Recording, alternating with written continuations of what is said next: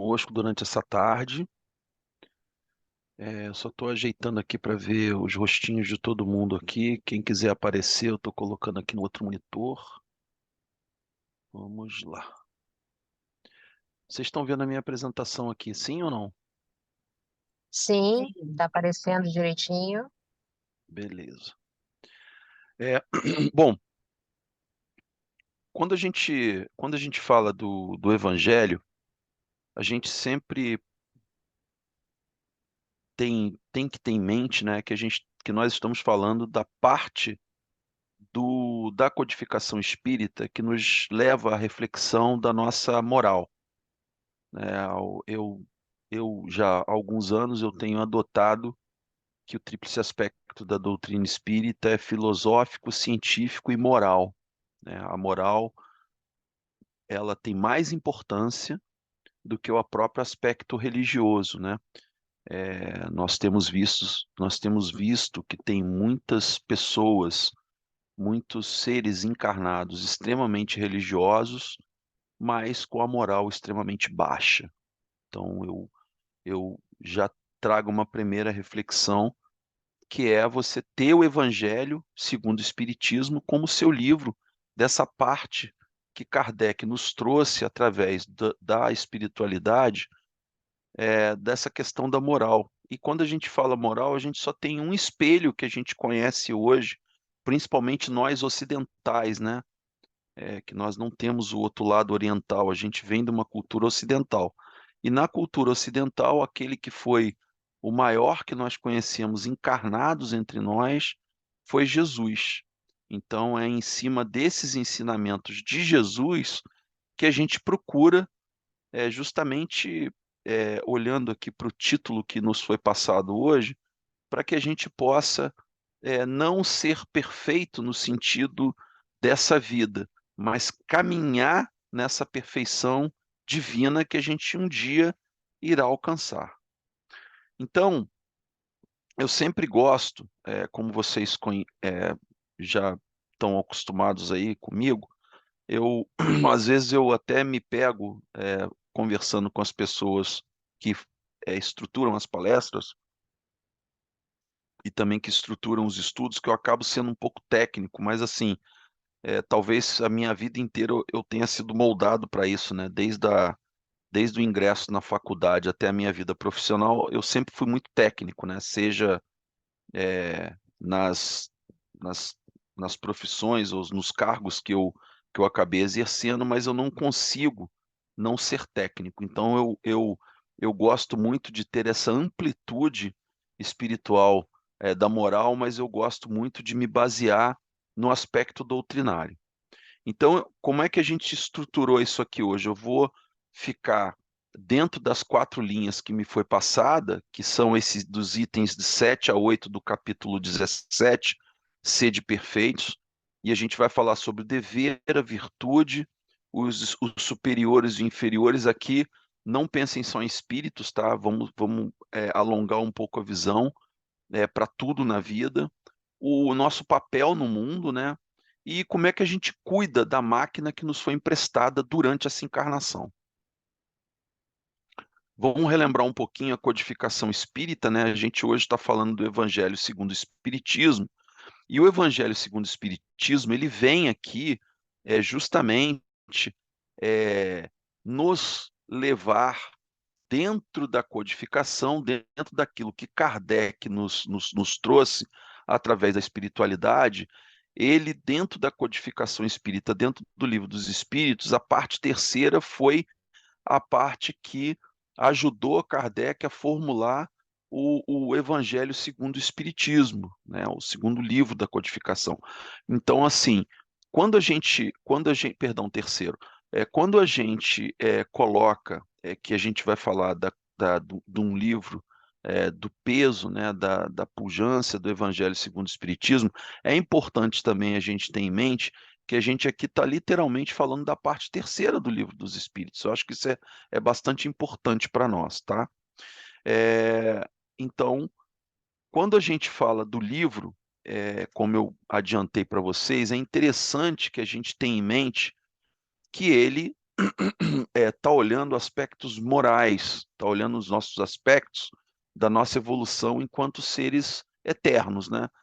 E quando a gente fala de seres eternos, a gente começa a jogar sempre, né?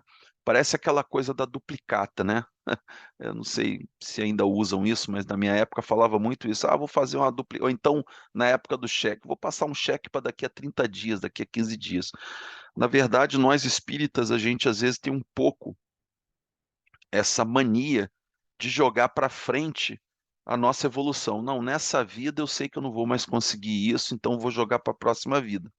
E não é bem assim, né? Senão, como a nossa querida irmã Aurora falou, né? Senão eu não teria o meu livre-arbítrio, né? Então, onde é que eu estaria habitando se toda vez eu também jogasse sempre para frente?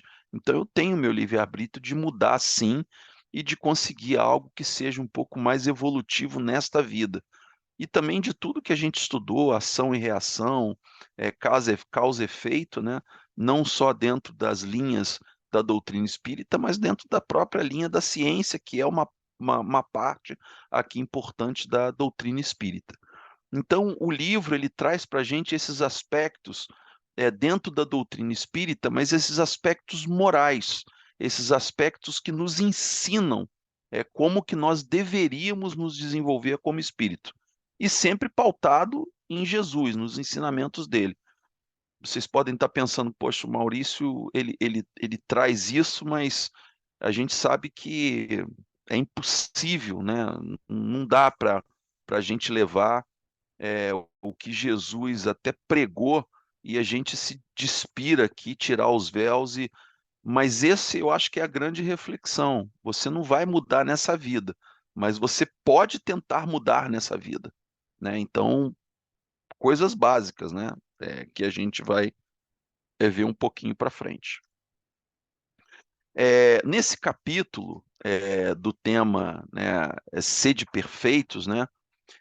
A gente olha principalmente os aspectos dos encarnados, né? Então, assim, qual seria o nosso papel, né, nessa existência do berço ao túmulo que a gente pode tratar é, para evoluirmos moralmente.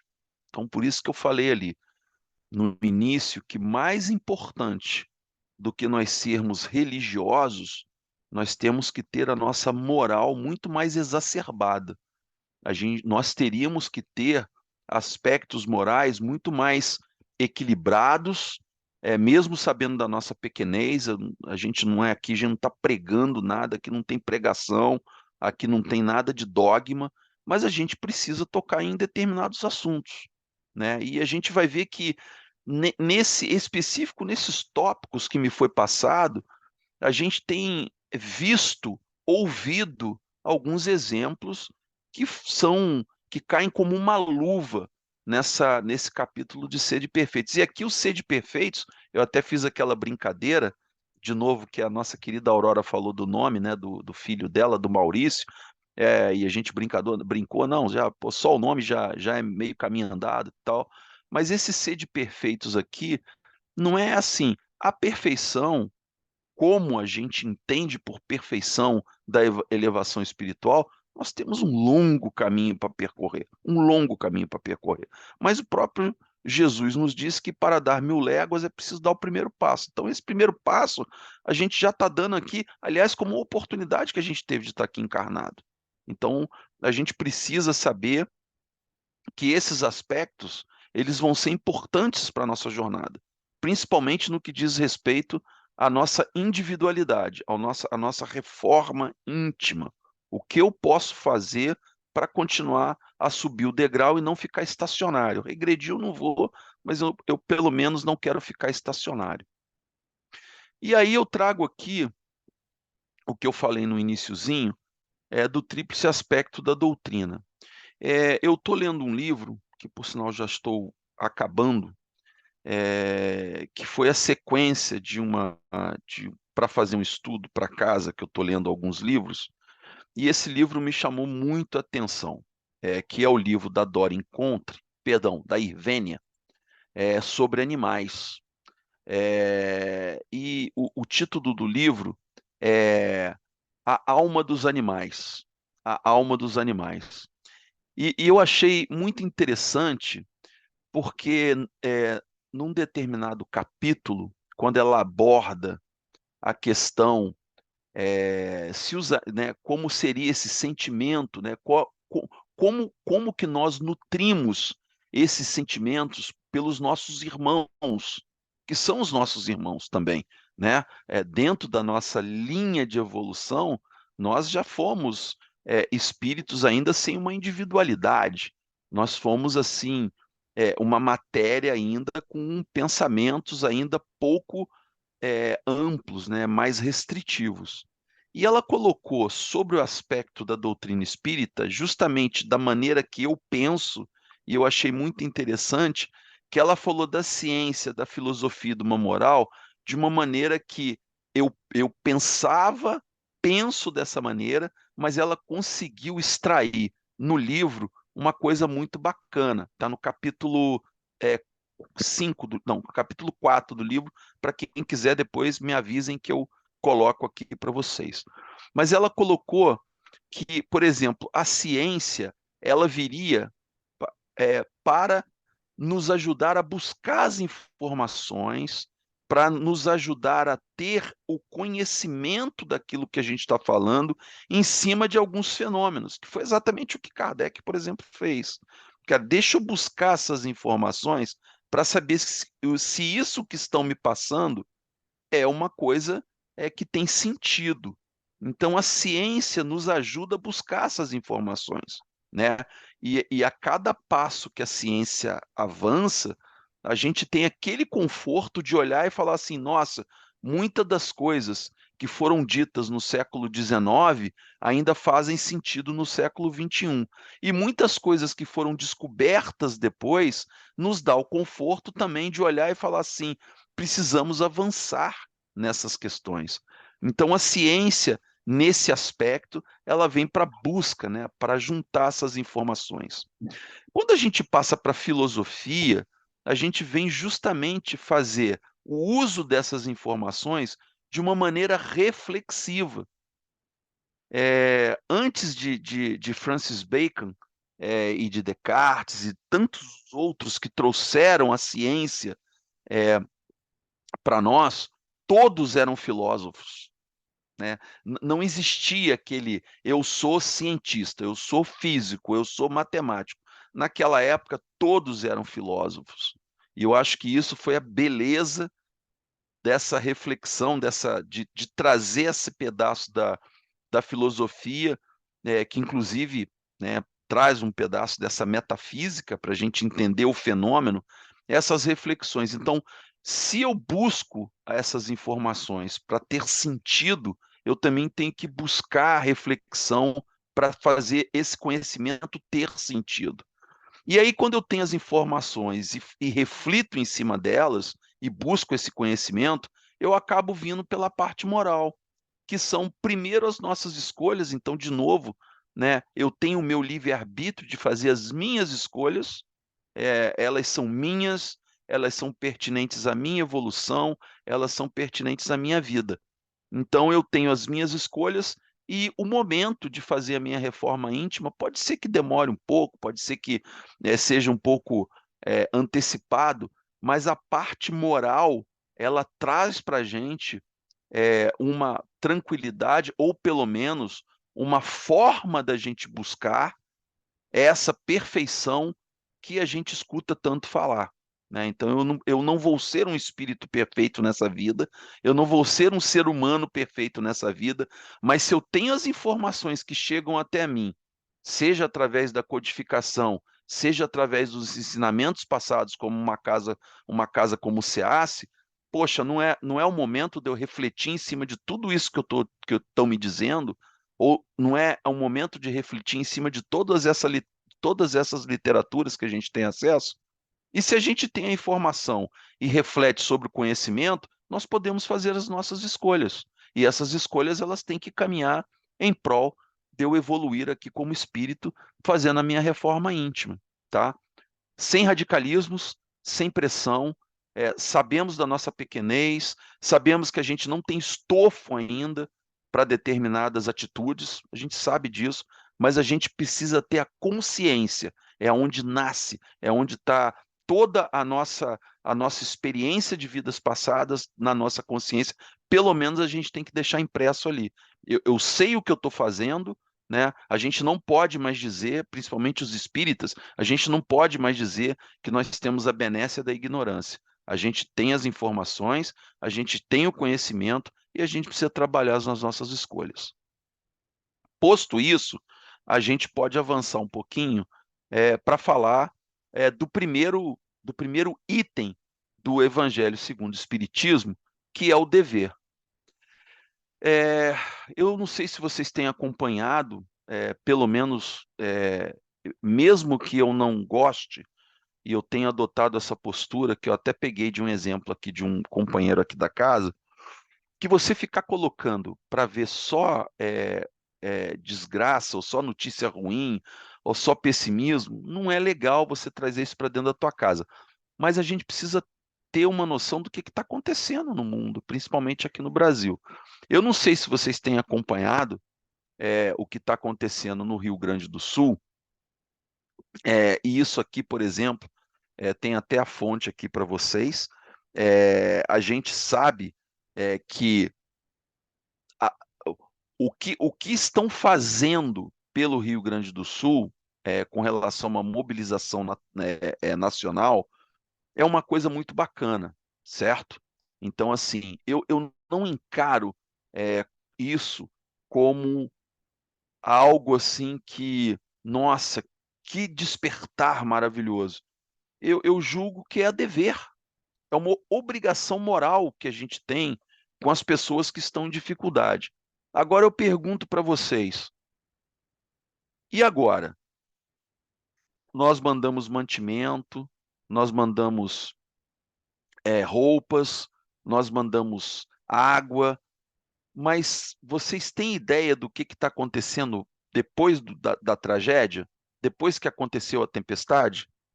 Muitas pessoas perderam tudo, tudo. Então, a gente manda comida porque, assim, a primeira onda, ela é muito importante. Ela é fundamental. De novo, vou resgatar. Não é nenhum mérito nosso, é um dever como cristãos e um dever como ser humano a gente ajudar. Só que a gente tem que prestar atenção na segunda onda. A segunda onda é muito importante, que é o quê? Essas pessoas voltando para suas casas ou não, muita gente não tem para onde voltar, e quando eles voltam para as casas, não tem mais fogão, não tem mais geladeira, certo? Não tem nenhum eletrodoméstico que faz parte do nosso cotidiano moderno que eles possam voltar a tocar a vida deles. Então, é importante também que a gente tenha consciência da segunda onda. Novamente, não é nenhum mérito, é um dever nosso de ajudar o próximo. Então, eu não enxergo, por exemplo, que uma tragédia como essa nossa, eu fico bastante feliz, bastante tranquilo, né, quando eu vejo realmente uma mobilização para ajudar essas pessoas. Mas, de novo, eu encaro isso como nosso dever. Nós temos que ajudar. Né, o que eu sempre brinco, né? A gente ajudar dentro da casa espírita, ajudar lá as nossas famílias é fácil. Eu quero ver você sair desse espectro e ajudar da mesma maneira. Então, acho que isso é extremamente importante, principalmente para nós, que temos o quê? Nós temos vou bater nessa tecla de novo. Nós temos a informação, nós temos o conhecimento e nós temos a condição moral de fazer algo diferente, tá? Então, eu acho que ela é difícil. Nós temos aqui, como o texto está falando, nós temos nossos interesses pessoais, nós temos as nossas paixões, nós temos a nossa agenda, né? Todo mundo tem uma agenda, mas é importante que a gente separe um tempinho para fazer esse dever nosso, que é ajudar o próximo. Aí tem um outro item aqui que eu também considero bastante interessante, a virtude. E eu estou lendo um livro, esse eu dei uma interrompida em função desse estudo que me pediram para fazer na casa, eu dei uma interrompida nele e tive que ler outros dois livros para compor o estudo. E eu estava lendo um livro que foi até uma indicação da Raquel Crispino, não sei se vocês vão lembrar, que é um filósofo francês que ela gosta muito, que é o André Comte Sponville, E tem um livro dele que eu consegui chegar na metade, que é o Pequeno Tratado das Grandes Virtudes. E esse Pequeno Tratado das Grandes Virtudes, ele é muito interessante, porque ele faz um resumo, mas um resumo extremamente filosófico, deixando claro que ele não é espírita, ele não acredita em Deus, né? Só para vocês terem uma noção, mas, como eu gosto de dizer, ele tem uma moral muito mais elevada do que muito religioso por aí, né? Aliás, do que até muito espírita. Então, é um livro muito interessante, é um livro denso, tá? Não é um livro fácil, é um livro denso, mas não dá vontade de parar de ler. E uma dessas virtudes que ele coloca, né, que você ter a virtude aqui, né, a gente está dentro de uma palestra espírita, a gente está falando do Evangelho segundo o Espiritismo, que eu já falei lá atrás que é para nós refletirmos sobre a moralidade. Uma das coisas que ele coloca como item é a compaixão.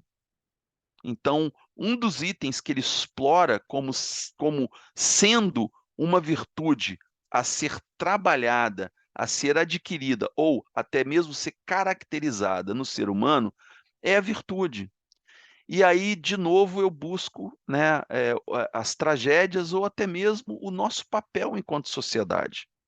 Então, se a compaixão é uma das virtudes que a gente tem que trabalhar, e não tenham dúvida que é uma forma bastante material, aí eu estou dizendo da materialidade enquanto é uma forma concreta da gente melhorar a nossa caminhada aqui na Terra.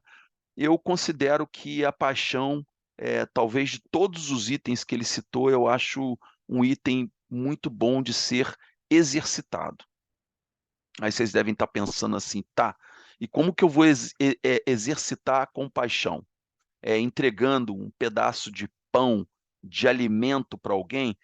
A figura do lado esquerdo que eu estou mostrando para vocês, ela, ela é muito mais ampla e muito mais profunda do que entregar um pedaço de pão. Eu costumo dizer que o pão é alimento do corpo físico, né? E o alimento do corpo espiritual são as nossas ações. O que você pode fazer para que aquela pessoa, ou grupo de pessoas, se sintam melhor.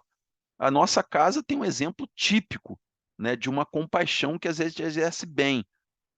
Por exemplo, quando as pessoas vão em nossa casa e a gente aplica o passe, né? Independente dela já ter sido atendida, você está colocando o seu corpo físico, você está colocando o seu tempo, você está colocando toda a forma de você vibrar positivamente em prol daquela pessoa. Obviamente, se ela estiver com toda a captação aberta para receber, com certeza ela vai sair de lá melhor. Ou até mesmo das nossas mesas mediúnicas, onde a gente atende os nossos irmãos. Mas, como eu falei, essa é a parte fácil. Estamos dentro da casa espírita, estamos com uma asepsia completa, vindo através da espiritualidade, vindo através das nossas ações. A gente já chega ali com o ambiente preparado e você está predisposto àquilo, então fica muito mais fácil. O difícil, que eu acho, é a gente chegar com essa predisposição e nós fazermos isso em prol daqueles que realmente precisam. Aí é que eu acho que é o segredo da virtude, né, em termos de compaixão, que eu estou destacando aqui. São várias as virtudes que a gente pode ter, mas essa da compaixão, para mim, ela é de grande importância. E não só a compaixão, porque a gente pensa assim, né? Se eu estou dando alimento para o corpo físico e para o corpo espiritual, que tipo de bondade, que tipo de compaixão eu posso exercer, por exemplo, com um completo desinteresse? Eu quero exercer aquilo.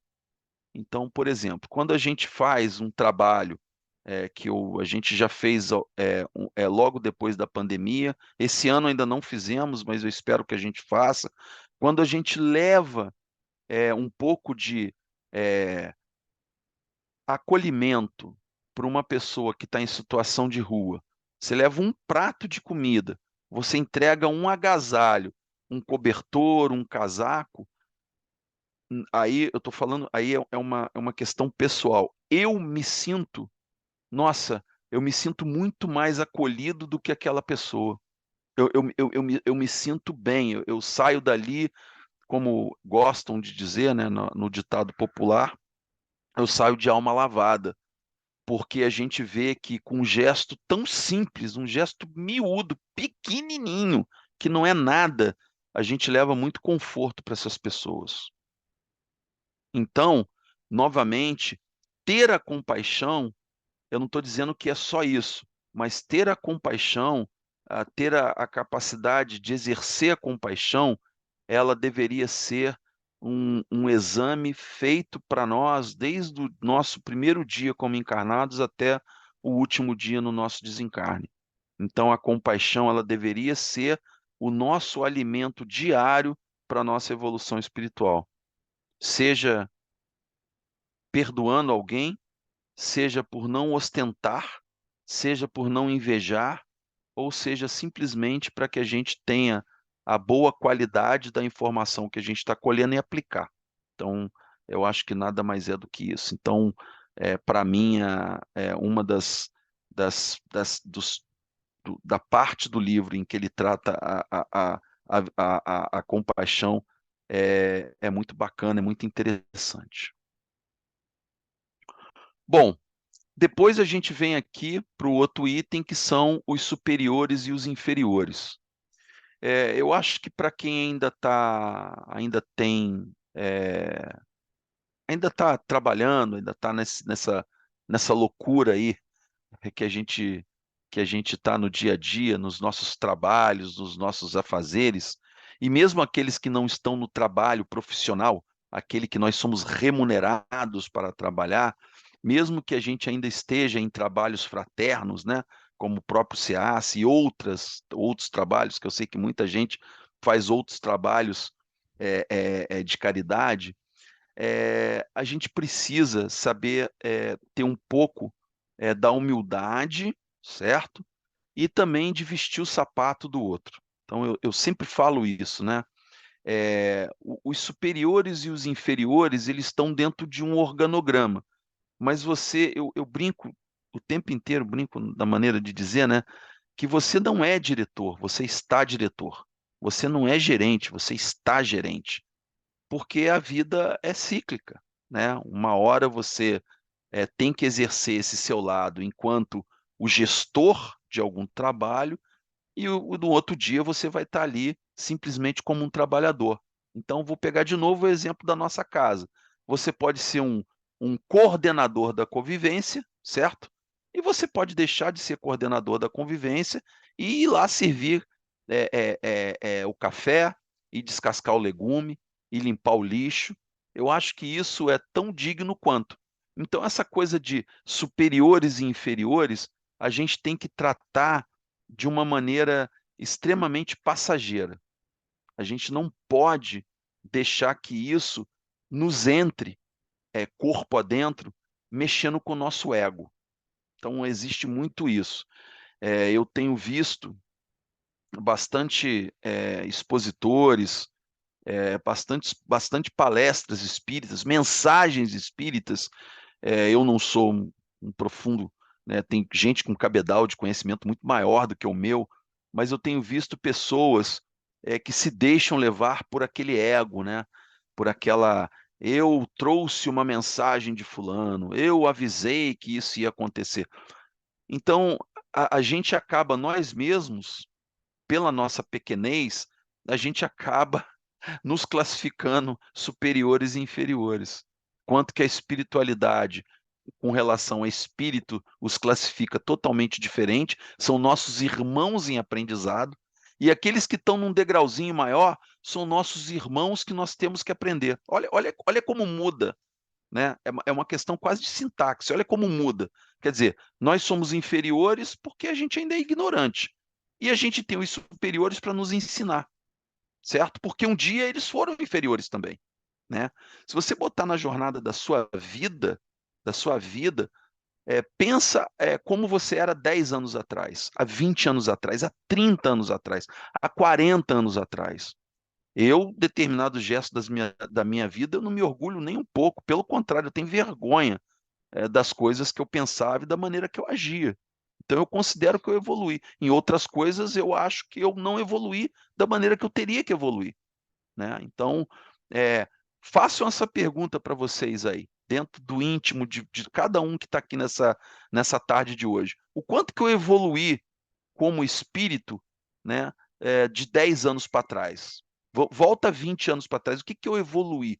O que que eu fiz para mim ou para o meu círculo de amizade, para o meu círculo familiar, que eu mudei?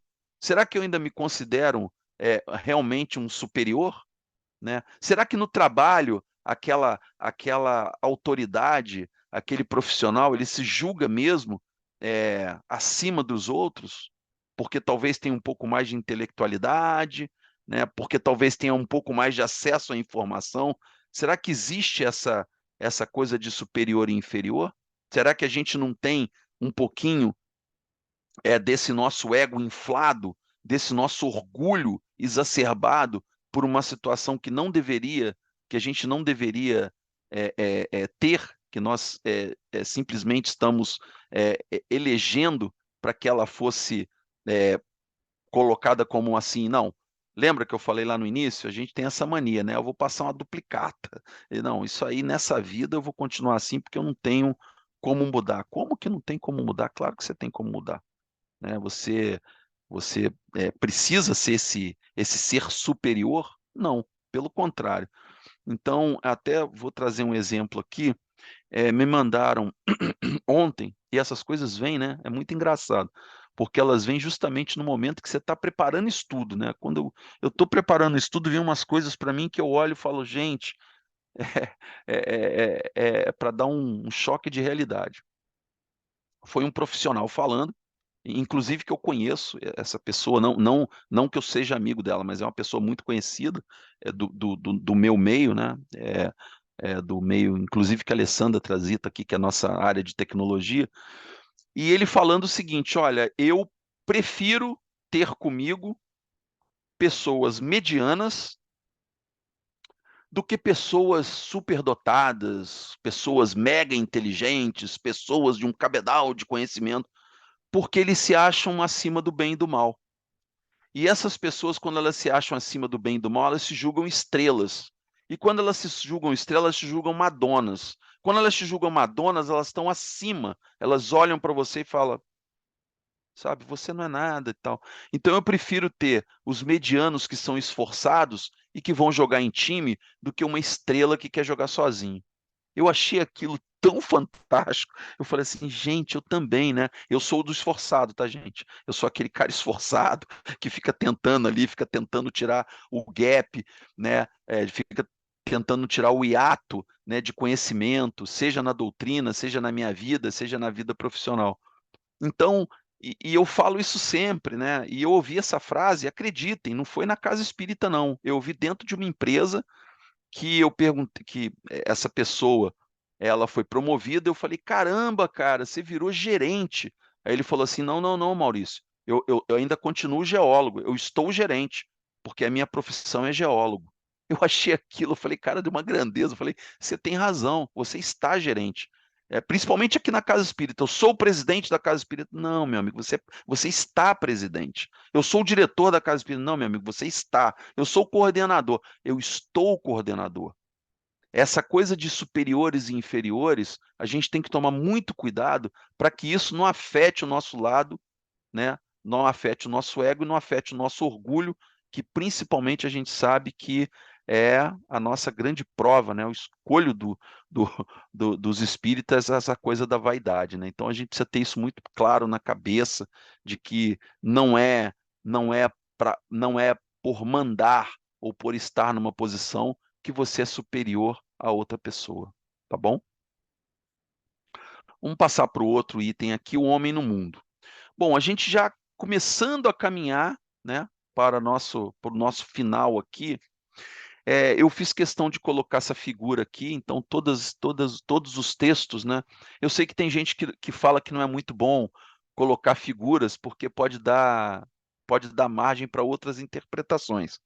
No meu caso, não que eu seja seguro, né? Pode ter discussão em cima, mas eu faço questão de colocar imagens para que eu relembre de passar para vocês aquilo que é a essência do que a gente está estudando, do que a gente está falando, e que é a essência do capítulo, né? Da nossa elevação espiritual. Então, assim, qual que é o nosso papel no mundo? O que a gente precisa ter dentro dos nossos corações para que a gente possa praticar a nossa reforma íntima? Para que a gente possa caminhar na direção da perfeição? O que que eu preciso? O que que eu preciso? A prática da caridade? Tá, mas a prática da caridade é ampla. A prática da caridade ela pode ter N aspectos. Então eu trouxe essa figura com esse coração grandão, né, encobrindo uma pessoa, para dizer que o nosso papel no mundo, em primeiro lugar, é o amor, sabe? É a gente ter no coração, a gente primeiro colocar o amor na frente, a gente não julgar. E olha que, gente do céu, eu julgo, eu rotulo, né? E toda vez que eu faço isso, eu volto 10 passos para trás e falo, putz, cara, você não aprendeu nada. E eu falo, aí eu falando comigo mesmo, realmente não aprendi nada. Então você tem que ter o teu papel no mundo, primeiramente de amorosidade, de você olhar aquela pessoa que ainda tem um pensamento com valores que não condizem com a estrutura terrena que existe hoje, na caminhada para que nós possamos mudar os aspectos, tanto físicos quanto morais do nosso planeta, que são pensamentos que não deveriam estar ali. E aí você julga. E aí você pega aquele pensamento e fala: não, fulano, esse cara não deveria nem ser espírita nem cristão. E você julga. Ao passo que você deveria fechar os olhos e fazer o quê? Pô, deixa eu fazer uma prece para essa pessoa. Porque eu, na minha infinita pequenez, já cometi alguns erros, talvez até algumas atrocidades. Já proferi palavras que magoaram profundamente alguém.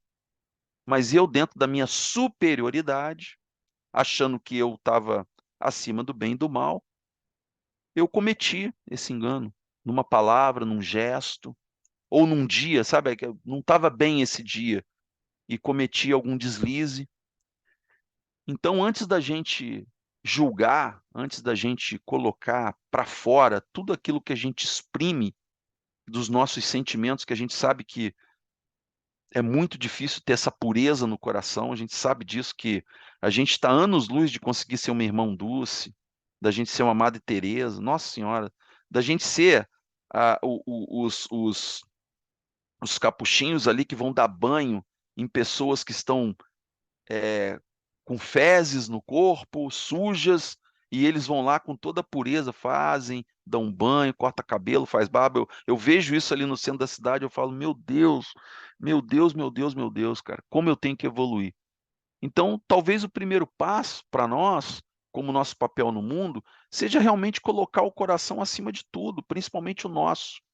O que que eu faço para colocar, para ter o meu coração um pouco mais leve? Será que eu tenho alguma coisa que eu possa fazer hoje para colocar o meu coração mais leve? É para a gente refletir. Eu não existe certo e errado, né? Porque nós temos o livre-arbítrio. Mas será que é, eu não posso colocar o meu coração acima, por exemplo, das minhas críticas, principalmente a outro irmão? Será que eu não posso colocar o meu coração em prol daqueles que necessitam? Será que eu não deveria olhar para dentro de mim mesmo, refletindo sobre o que que eu posso fazer para melhorar? Pensem nisso. O que que eu posso fazer? Então, assim, se a gente olhar o texto na íntegra que está no Evangelho segundo o Espiritismo, é o que está resumido aqui, né? Eu não posso simplesmente me isolar e falar assim: Eu já fiz uma prece para os moradores em situação de rua. Eu já fiz uma. Não, todos os dias eu faço uma prece para o pessoal do Rio Grande do Sul.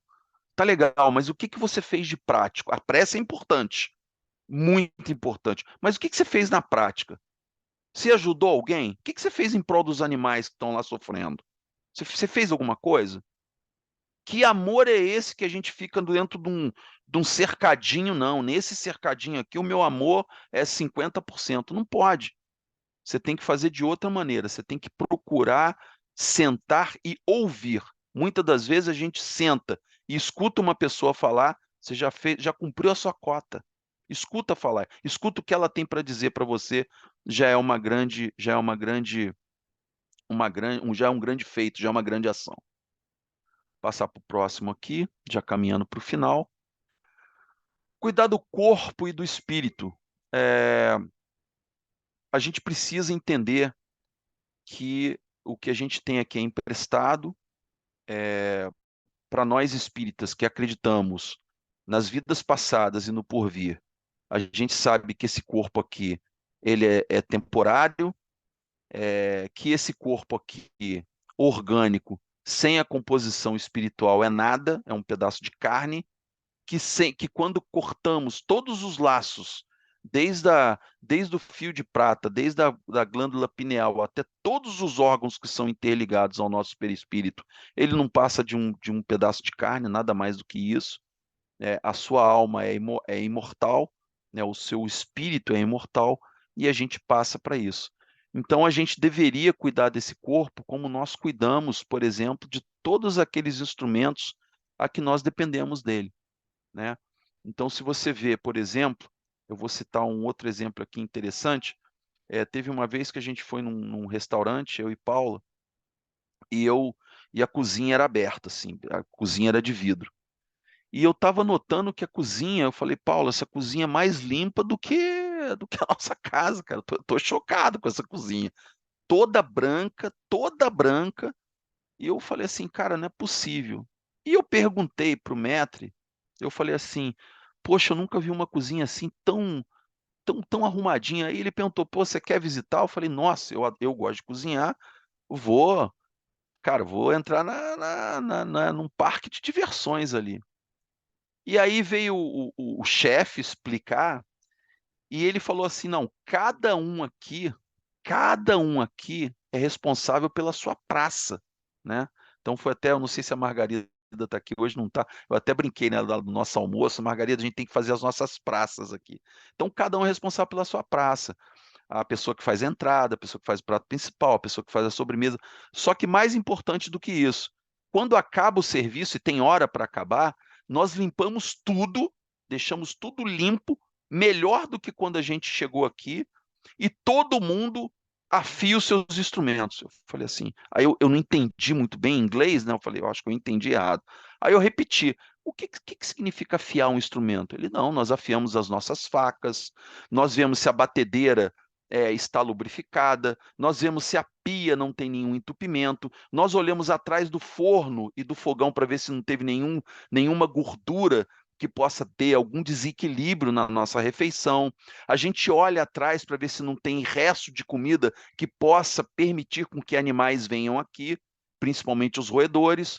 A gente olha todos os equipamentos antes da gente terminar. Então, o que você está vendo aqui é o nosso instrumento. Aí eu olhei aquilo e falei, cara, na hora eu justamente assimilei com o quê? Com o nosso corpo. A gente precisa, porque assim, quando a gente vai numa casa espírita, ou quando a gente está aqui numa palestra espírita, a gente está cuidando do nosso corpo espiritual. Mas a gente cuida do nosso corpo material? Ah, cuida, eu tomo passe. Não é só isso. Eu tenho que ter equilíbrio mental. Eu tenho que colocar o meu corpo afinado. E colocar o corpo afinado significa o quê, gente? Eu tenho que me movimentar, eu tenho que fazer com que o meu corpo não fique atrofiado, eu tenho que cuidar que o meu corpo não pare de funcionar, eu tenho que cuidar de todas essas coisas, porque a nossa morada aqui na Terra, enquanto espíritos, é o corpo.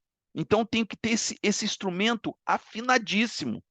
Eu não posso fazer mal a esse instrumento. Eu tenho que permitir, olha só a palavra, eu tenho que permitir que ele funcione perfeitamente. Então, cuidar do corpo e do espírito é essencial. A gente cuida muito do espírito, às vezes, e não cuida tanto do corpo. E às vezes acontece o contrário. Eu cuido muito do corpo e cuido menos do espírito. Esse balanço é essencial para que a gente possa alcançar, pelo menos procurar alcançar o nosso equilíbrio e a nossa função espiritual aqui na Terra. Bom, quais são as reflexões de hoje? Eu não vou enumerar todas, eu fiz uma seleção aqui, só que eu achei, sendo bem sincero, achei longa. Talvez poderia ser até tema para um estudo continuado ou para um estudo da mediunidade, mas o que eu trouxe aqui é o seguinte resumo. Se a gente conseguir olhar, né? Se a gente conseguir olhar a virtude, se a gente conseguir olhar se a gente conseguir olhar o dever, se a gente conseguir olhar a virtude, veja como eles estão encadeados, né? Nada é por acaso. Se a gente começa a ter os nossos deveres para, para perto de onde a gente está caminhando, se a gente começa a ter a virtude, e uma delas, por exemplo, a compaixão, ela vai fazer parte do nosso dever como cristãos. Se eu começo a olhar, depois que eu olho a virtude, se eu começo a compreender que não existe inferiores e inferiores, se eu começo a olhar o meu papel no mundo, e se eu começo a afinar o meu instrumento, que é o meu corpo, que tem o meu laço perispiritual, que é o espírito que está ali, talvez eu caminhe de uma maneira muito harmoniosa para essa perfeição que eu sei que ainda vai levar bastante tempo para atingir, certo? E como está dizendo aqui, com muita humildade, com muito cuidado com o corpo e com o espírito. Então, pessoal, era isso que eu queria trazer aqui na tarde de hoje para vocês. Obrigado por vocês me terem aqui, obrigado por vocês estiveram aqui. Abraços, muita paz para todos e que a gente possa continuar a nossa caminhada. Maurício, a gente que agradece.